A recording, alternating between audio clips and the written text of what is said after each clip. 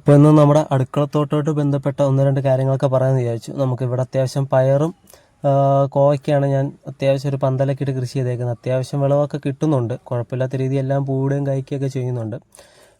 പിന്നെ ഇന്നത്തെ നമ്മുടെ മെയിൻ പരിപാടി എന്ന് വെച്ചാൽ ചെടികൾക്കൊക്കെ ഒന്ന് വളമിടുക എന്നാണ്. അപ്പോൾ ഇത് ഞാൻ പോത്തിനെ കിട്ടുന്ന സ്ഥലമാണ്. അപ്പോൾ പോത്തിനെ കിട്ടുന്ന സ്ഥലത്തു നിന്നുള്ള അതിൻ്റെ വൈക്കോലും മറ്റ് വേസ്റ്റും ചാണകവും എല്ലാം കൂടെ വാരി ഇതാണ് കൂട്ടിയിടും. എന്നിട്ട് അത് തന്നെയാണ് നമ്മൾ ഈ പച്ചക്കറികൾക്കൊക്കെ വളമായിട്ട് ഉപയോഗിക്കുന്നത്.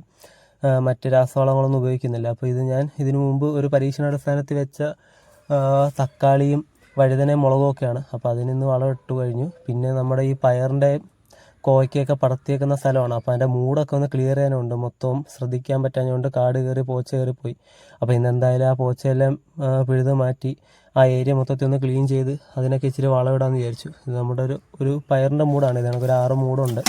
അപ്പം നമ്മുടെ പോത്തിൻ്റെ അടുത്ത് നിന്ന് തന്നെ വാരിയ ചാണകപ്പൊടി കമ്പോസ്റ്റും എല്ലാം കൂടാണ് നമ്മൾ വളമായിട്ട് ഉപയോഗിക്കുന്നത്.